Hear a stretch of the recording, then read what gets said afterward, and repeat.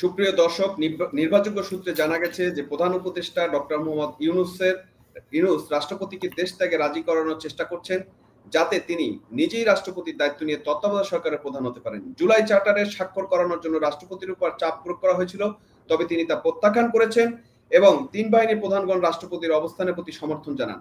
বর্তমানে ইউনূস তিন বাহিনীর প্রধানের সমর্থন আদায়ের চেষ্টা করছেন, যাতে তিনি তার নেতৃত্বে একটি অন্তর্বর্তীকালীন সরকার গঠন করতে পারেন। প্রস্তাবিত গণভোট বিষয়ে চূড়ান্ত সিদ্ধান্ত নেওয়ার জন্য তিনি 15 নভেম্বর পর্যন্ত সময় নিয়েছেন। এদিকে জামাত ইসলামী ইউনূসের উপর রাজনৈতিক চাপ বাড়াচ্ছে। জানা গেছে ইউনূস পাকিস্তানি কর্তৃপক্ষের সঙ্গে করা প্রতিশ্রুতি পূরণে আগ্রহী। প্রেক্ষাপটে জানা গেছে মহামান্য রাষ্ট্রপতি 6 নভেম্বর 2025 তারিখে 4 দিনের সফরে পাবনাস্থ তার পৈতৃক বাড়িতে যাচ্ছেন, যেখানে তিনি তার পিতামাতার কবর জিয়ারত করবেন।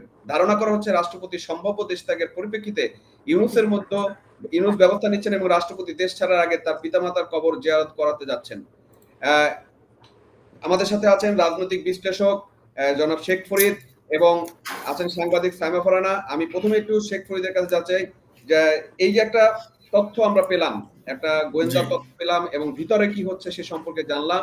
আমরা এখানে স্পষ্ট হলাম যে ইউনূস তার ক্ষমতাকে কক্ষিগত করার জন্য রাষ্ট্রপতিকে সরিয়ে দিয়ে বিদেশে পাঠিয়ে দিয়ে সে নিজে রাষ্ট্রপতি হতে যাচ্ছে এবং একটা তত্ত্বাবধায়ক সরকার প্রধান হতে যাচ্ছেন। এবং সাথে আরো একটা বিষয় রয়েছে, সেটা আমি একটু পরে আপনাকে শো করবো। সেটা হচ্ছে আগামী 4 নভেম্বর প্রধান বিচারপতি কিন্তু একটা ফুল বেঞ্চ ডেকেছেন এবং সেখানে আমরা ধারণা করছি যে তত্ত্বাবধায়ক সরকার একটা ফাইনালি বা চূড়ান্ত রায় আসবে, যার পরিপ্রেক্ষিতে তত্ত্বাবধায়ক সরকার চালু হবে বলে আমার মনে হচ্ছে। তো এমন পরিস্থিতিতে এই যে রাষ্ট্রপতিকে সরানোর চিন্তা ভাবনা করছে, তা সেই ক্ষেত্রে সাংবিধানিক এবং এই রাষ্ট্রের পরিস্থিতিটা কি দাঁড়াবে, কোন জায়গাতে দাঁড়াবে, সেটা সম্পর্কে যদি আপনি একটু আপনার জায়গা থেকে বলেন। ধন্যবাদ আপনাকে, সেই সাথে আপনার দর্শকদের অনেক অনেক শুভেচ্ছা। এবং আমার সাথে রয়েছেন আমাদের প্রিয় সাংবাদিক, তার নাম ছদ্মনাম হোক আর যাই হোক, আমরা তাকে সেই একই নামে আমরা কথা বলতেছি, যাই হোক সেটা অন্য প্রসঙ্গ। আপনি যে প্রশ্নগুলো করলেন যে রাষ্ট্রপতিকে, আওয়ামী লীগের রাষ্ট্রপতি বা বাংলাদেশের রাষ্ট্রপতিকে সরিয়ে দেওয়া ষড়যন্ত্র করতে, ষড়যন্ত্র না তো, এটা ষড়যন্ত্র হয় গোপনে, এটা তো প্রকাশ্যই হচ্ছে, আমরা স্পষ্টতর দেখতে পাচ্ছি। বাংলাদেশের রাষ্ট্রপতি আসলে তো এখন মতান্তরে তিনি গৃহবন্দী, সুতরাং তাকে ষড়যন্ত্র না, তাকে সরিয়ে ফেলার সকল প্রচেষ্টা করা হচ্ছে। কিন্তু এরা জানে সাংবিধানিক একটা শূন্যতা তৈরি হবে, তখন আরো ঝামেলা বড় হবে। এই সাংবিধানিক শূন্যতা যদি না থাকতো, না হওয়ার সম্ভাবনা থাকতো, তাহলে প্রেসিডেন্টকে রাখতো না এতদিন, কবেই সরিয়ে দিত।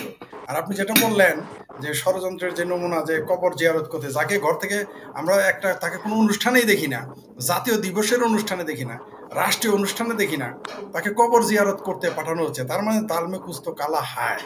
এবং এই দালমে কুস্ত কালা হায়ের মধ্যে আপনি যেটা অনুমান করেছেন বা আপনি যেটা গোপন তথ্য পেয়েছেন বা গোয়েন্দা তথ্য পেয়েছেন, হতে পারে তাকে বিদেশে পাঠানোর জন্য। এটা তো অত্যন্ত সহজ বিষয় এবং সহজ সরল, যে কোনো ব্যক্তিকেই প্রথমে তারা বলতে পারে যে আপনি বিদেশে চলে যান, সকল সুবিধা দেওয়া হবে, কোনো সমস্যা হবে না, চলে যান। এটা তো তাদের প্রধান কৌশল। এবং আমার ধারণা মহামান্য রাষ্ট্রপতি এতদিন রাজি হন নাই। আমরা জানি না তার বাবার কবর জিয়ারত করার মাধ্যমে তার চলে যাওয়াটা সম্পন্ন হয় কিনা। আর আপনি যেটা বললেন যে তত্ত্বাবধায়ক সরকারের প্রধান হওয়ার জন্য ইউনূসের খায়েশ জেগেছে, এই খায়েশ পাবলিক ছুটিয়ে ফেলবে। এর ভণ্ডামি দেখতে দেখতে মানুষ এখন অতিষ্ঠ, এর ভণ্ডামি মানুষ আর দেখতে চায় না, এত অতিষ্ঠ হয়ে গেছে যে একে যে পাবলিক, একটা রিক্সাওয়ালা কি বলেছে আপনি শুনেছেন, কি মধুর গালি দিয়েছে। তার আগে একজন শ্রমিক গাজীপুরের কি সুন্দর মধুর গালি দিয়েছিলেন। কোনো জীবিত প্রেসিডেন্টকে কেউ এইভাবে গালি দেয় আমরা জীবনে শুনি নাই। তাকে মেরে ফেলতে চায়, কিন্তু এরকম বিশ্রী গালি কুশ্রী গালি কেউ দেয়, তা আবার সাধারণ মানুষ, এটা আমরা শুনি নাই। ডক্টর ইউনূসের বলে শুনলাম। ফরিদ ভাই চমৎকার বলছেন। আমি একটু সাংবাদিক সাইমা ফারহানার কাছে যাব। আরো একটা বিষয়, এই বিষয়টা তো থাকবেই আপা আপনার কাছে প্রশ্ন, যে সাংবিধানিক এবং আমরা কোন সংকটের মধ্যে যাচ্ছি। পাশাপাশি এই যে একটা গেজেট প্রকাশিত হয়েছে 4 নভেম্বর, প্রধান বিচারপতি ফুল বেঞ্চ ডেকেছেন এবং ফুল বেঞ্চে হয়তোবা আমরা ধারণা করছি যে তত্ত্বাবধায়ক সরকার একটা রায় আসবে। সেক্ষেত্রে আসলে আমরা কোন ধরনের ঘটনা ফেস করতে যাচ্ছি সামনে, বা এই জাতি আসলে কোন বিপদে পড়ছে, সেই সম্পর্কে যদি আপনি একটু খোলাসা করে বলেন। ধন্যবাদ আতহার হালদার, আপনাকে, শ্রদ্ধেয় ফরিদ ভাই এবং আপনার দর্শকদের। সেটা হচ্ছে যে ফরিদ ভাই বলেছেন যে আসলে তারা প্রকাশ্যেই, মানে এটা কিন্তু রাগ ঢাক না। আমরা জানি যে প্রাসাদ ষড়যন্ত্র হয়, এটা প্রাসাদ ষড়যন্ত্রের মতো না। এটা হচ্ছে যে ঠিক ওই মব স্টাইল, অনেকটা এটাও বলতে পারেন আপনি, এটা মবের স্টাইলে রাষ্ট্রপতিকে সরানোর চেষ্টা আমরা দেখেছি এবং তারা সে চেষ্টা তাদের আসলে অব্যাহত আছে। তো তারা এখন যে চেষ্টাটা আসলে করে যাচ্ছে যে আপনি জানেন যে এই যে যেদিন জুলাই সনদ স্বাক্ষর করলেন তারা, সেদিনই তাদের এরকম একটা আকাঙ্ক্ষা ছিল, কিন্তু এখানে ৩ বাহিনী এবং রাষ্ট্রপতি রাজি না হওয়ার কারণেই কিন্তু এই ঘটনা থেকে তারা সরে এসেছে। শুধু সেদিন শো এর মধ্যে তারা সীমাবদ্ধ ছিল, কিন্তু তাদের আসলে মেইন উদ্দেশ্য হচ্ছে যে ক্ষমতা।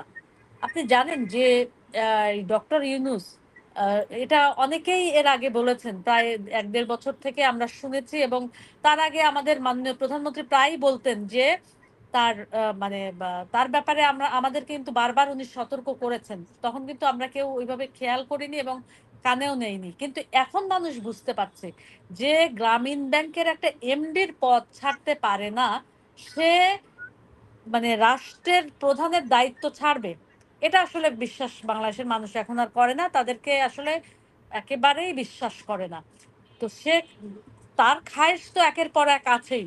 এখন সে রাষ্ট্রপতি হওয়ার খায়েশ তার হয়েছে এবং রাষ্ট্রপতি হয়ে তিনি প্রধান উপদেষ্টার দায়িত্ব পালন করবেন। আপনি বোধহয় খেয়াল করেছেন, কয়েকদিন আগে বিএনপির সাথে যখন মিটিংটা করলেন, তখন কিন্তু বিএনপি অভিযোগ করেছে যে এই পরিস্থিতি থাকলে, প্রশাসন যেভাবে জামাতিকরণ করা হয়েছে, এই অবস্থায় থাকলে সুষ্ঠু নির্বাচন হবে না।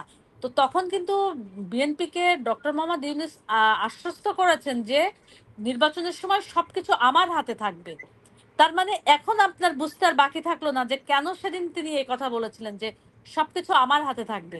কারণ উনি হচ্ছেন যে এই যে রাষ্ট্রের প্রধানও হবেন, আবার হচ্ছে উনি তত্ত্বাবধায়কেরও প্রধান হবেন।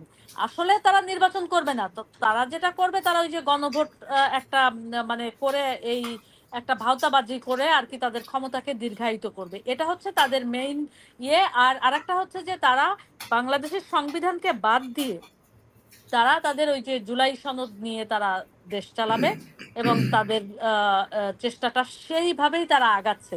কিন্তু আপনি জানেন যে সংবিধান যদি বাংলাদেশে না থাকে, তাহলে রাষ্ট্রপতি থাকে না, তাহলে দেশের স্বাধীনতা সার্বভৌমত্ব থাকে না, তাহলে আমাদের সেনাবাহিনীও আর থাকে না।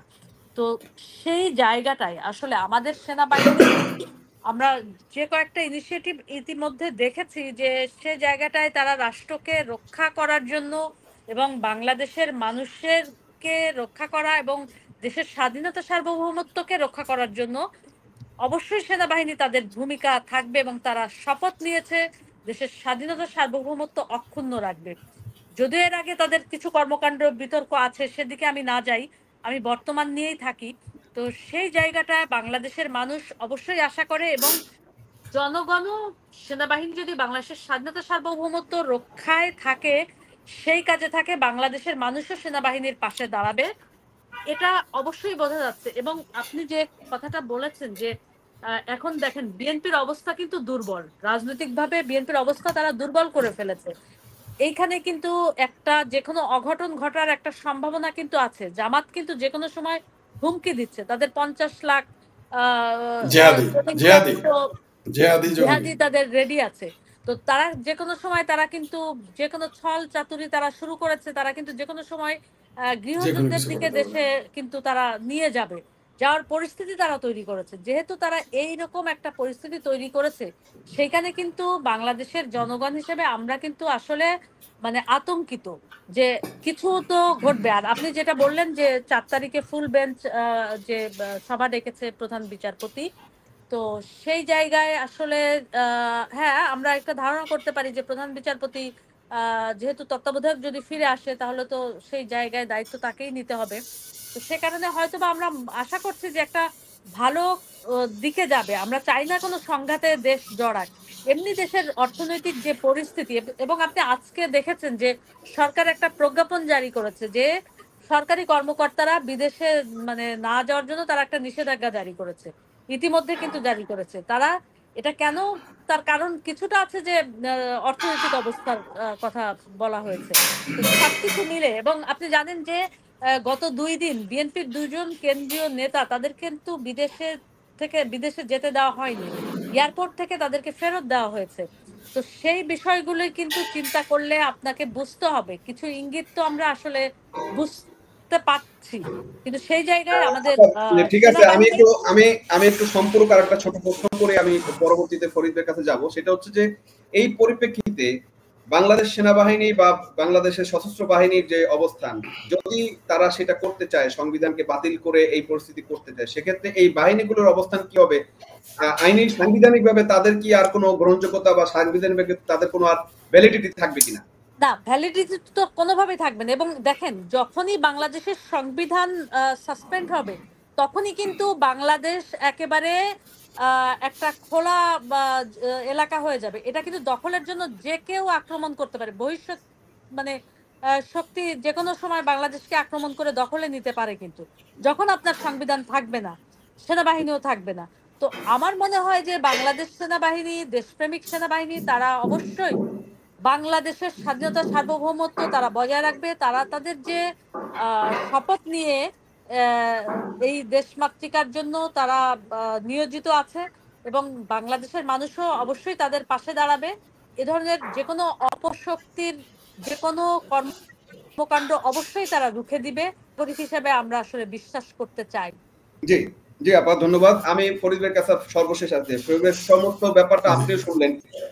আমরা আসলে বাংলাদেশ কি থাকবে, নাকি বাংলাদেশ আসলে মানচিত্রের কোনো পরিবর্তন আমরা এর ভিতরে দেখতে পারবো, বা এই ধরনের কোনো সম্ভাবনা কি দেখছেন কিনা? আমার কাছে মনে হচ্ছে সার্বিক বিষয় নিয়ে যে এরকম কোনো ঘটনা, এই যে সংবিধান পরিবর্তন বা সংবিধান বাতিল করার সাথে সাথে, কারণ হচ্ছে যে প্রবলেম কিন্তু ধরেন আমাদের উত্তর সীমান্তে রয়েছে, যে চিকেন নেকের জায়গাটা রয়েছে, চট্টগ্রামের অঞ্চলে রয়েছে, খ্রিস্টান রাষ্ট্র করার একটা পরিকল্পনা আছে। আসলে আমরা মানে কোন দিকে যাচ্ছি? আসলে কি আমরা ভয়ঙ্কর বা দেশ ছিন্ন বিচ্ছিন্ন হওয়ার একটা প্রক্রিয়ার মধ্যে চলে যাচ্ছি?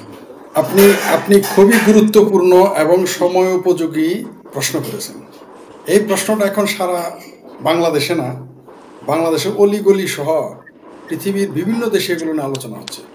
আপনি যেটা বললেন, এখানে প্রশ্ন আছে কয়েকটা।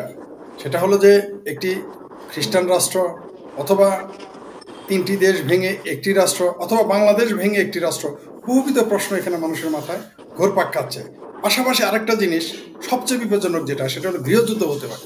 কারণ কোনো কারণে যদি এই সরকার টিকে যায় বা টিকে থাকার চেষ্টা করে, অপচেষ্টা করে, মুক্তিযুদ্ধের পক্ষের শক্তি কখনোই জামাত ইসলামকে মেনে নেবেন। আপনি যাই বলেন না কেন, মীর মোনাজ হক তিনি এই সরকারের, বিগত আওয়ামী লীগ সরকারের একজন কট্টর সমালোচক, কোনো সন্দেহ নেই। তিনি একজন মুক্তিযোদ্ধা, কঠোর সমালোচক শেখ হাসিনা সরকারের, আওয়ামী লীগের, যুবলীগের, ছাত্রলীগের কঠোর সমালোচক।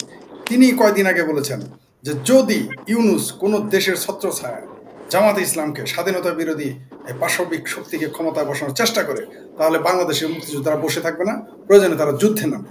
অর্থাৎ তিনি নির্বাচিত বা কোনো ছলে বলে কৌশলে জামাতকে তিনি মেনে নিতে চাচ্ছেন না। তিনি একজন আওয়ামী লীগের সমালোচক, আওয়ামী লীগ সরকার বিরোধী মানুষ। তিনি যদি এই কথা বলে থাকেন, তাহলে বাংলাদেশে যারা মুক্তিযুদ্ধের পক্ষে এবং আওয়ামী লীগের পক্ষে, তারাও তো বসে থাকবে না। এমনকি আপনি, আমি, সাইমা রহমান, এরা কেউ বসে থাকবে না। বাংলাদেশের জনগণ বসে থাকবে না। বাংলাদেশের জনগণ এই জন্য 30 লক্ষ মানুষের রক্ত দেয় নাই যে জামাতের কুর্সিতে বসবে। বাংলাদেশের মানুষ এই জন্যে 3 থেকে 6 লক্ষ নারীর সম্ভ্রমহানির বিনিময়ে দেশ স্বাধীন করে নাই যে জামাতকে ক্ষমতায় বসাবে। বাংলাদেশের মানুষ এই জন্য না খেয়ে কষ্ট করে নাই যে মুক্তিযুদ্ধের সময় 1 কোটি মানুষ রিফিউজি হয় না এই জন্যে যে জামাত শিবির এসে ক্ষমতা দখল করবে। প্রশ্নই আসে না, এদেশের মানুষ মেনে নেবে না। এটাই বরং আমি বেশি বড় ঝুঁকি মনে করি। পাশাপাশি আপনি যে সন্দেহটা করলেন বা আপনি যেগুলো তথ্য পেয়েছেন, সন্দেহ করার মতোই যে কোনো মুহূর্তে বাংলাদেশ ভেঙে যেতে পারে। কারণ ডক্টর ইউনূস সে হচ্ছে একটা, অনেকটা মনে করেন বাংলাদেশ যদি সন্তান হয়, তাহলে ডক্টর ইউনূস হচ্ছে সৎমা। সৎমার কবলে পড়েছে বাংলাদেশ। তো সৎমা তো যা ইচ্ছা তাই করতে পারে, তার নিজের লাভের জন্য অনেক কিছুই করতে পারে, তার প্রতিহিংসার জন্য অনেক কিছুই করতে পারে। কিন্তু সন্তানকে বেঁচে থাকার জন্য একমাত্র আপন মাই দরকার। সোজা হিসাবে আমরা জানি যে অনেক সৎমা মায়ের চেয়েও আপন হয়, সেটার সংখ্যা খুবই কম। কিন্তু আমরা ডক্টর ইউনূসকে কি দেখলাম, যে লোক একটা এমডি পোস্ট ছাড়তে চায় না, যিনি আমাদের সাইমা রহমান আমাদের আবার মনে করিয়ে দিলেন যে একটা এমডি পোস্ট ছাড়তে চায় না। সে লোক বাংলাদেশে ক্ষমতা ছাড়বে, প্রয়োজনে সে দেশে যুদ্ধ করাবে, প্রয়োজনে বাংলাদেশকে ভেঙে ফেলবে, এটা আমরা জানি। তারপরেও আবার সংখ্যালঘু সম্প্রদায়ের উপরে হামলা, এগুলো আপনাকে বিবেচনায় আনতে হবে। আর যেটা সাইমা রহমান বললেন যে আমরা দেশপ্রেমিক সেনাবাহিনীকে যতই সমালোচনা করি, যতই গালিগালাজ করি, আমাদের সার্বভৌমত্ব রক্ষা তো প্রধান দায়িত্ব তাদের। তারপরে যখন বাংলাদেশ সেনাবাহিনী ব্যর্থ হবে, তখন না বাংলাদেশের জনগণ আমরা মাঠে নামবো বাংলাদেশের সার্বভৌমত্ব রক্ষা করার জন্য, কোনো সন্দেহ নাই। কিন্তু মূলত অফিসিয়ালি এবং একাডেমিকভাবে একটা সেনাবাহিনী দেশকে রক্ষা করবে, এটাই সাধারণত নিয়ম। যখন ব্যর্থ হবে তখন সাধারণ জনগণ যাবে। আর আপনি যেটা বললেন, সমূহ সম্ভাবনা রয়েছে যদি শেখ হাসিনা, আমি বলেছি আগেই যে জননেত্রী শেখ হাসিনা যদি বাংলাদেশে না ফিরেন বা ফিরতে না দেওয়া হয়, বা বাংলাদেশ আওয়ামী লীগ এবং মুক্তিযুদ্ধের পক্ষ শক্তি বাংলাদেশের ক্ষমতার মসনদে না বসে, তাহলে বাংলাদেশ কয়েক টুকরা হয়ে যেতে পারে, কোনো সন্দেহ নেই। কারণ জাতীয় আন্তর্জাতিক ষড়যন্ত্র এবং ইউনূস এবং জামাতের এবং এনসিপি গ্যাংয়ের হুমকি ধামকি কাজকর্ম বক্তব্যে এটাই প্রতীয়মান হচ্ছে। জি, ধন্যবাদ বলেন, সুন্দর বলেছেন। আমরাও আশা করি প্রকৃত মায়ের কাছে বাংলাদেশ ফিরে যাক এবং বাংলাদেশ রক্ষা পাক। আমরা এই ইউনূস নামক পিশাচের হাত থেকে বাংলাদেশ রক্ষা পাক। এবং আমি বাংলাদেশের জনগণকে একটা কথা বলতে চাই, এটার সাথে চাল মিলিয়ে, বাংলাদেশকে রক্ষা করার দায়িত্ব একমাত্র আওয়ামী লীগ বা শেখ হাসিনা নয়, এটা আপনাদেরও দায়িত্ব। আপনাদের প্রতি অনুরোধ থাকবে যে আপনারা আপনাদের জায়গা থেকে অতি দ্রুত এই জায়গা থেকে সিদ্ধান্ত নিন এবং ইউনূসকে উৎখাত করার জন্য আপনাদের সর্বশক্তি, যার যা কিছু আছে, যে জায়গা থেকে যা কিছু আছে তাই নিয়ে ইউনূসের বিরুদ্ধে ঝাঁপিয়ে পড়েন এবং দেশকে রক্ষা করেন। ধন্যবাদ সবাইকে। ধন্যবাদ।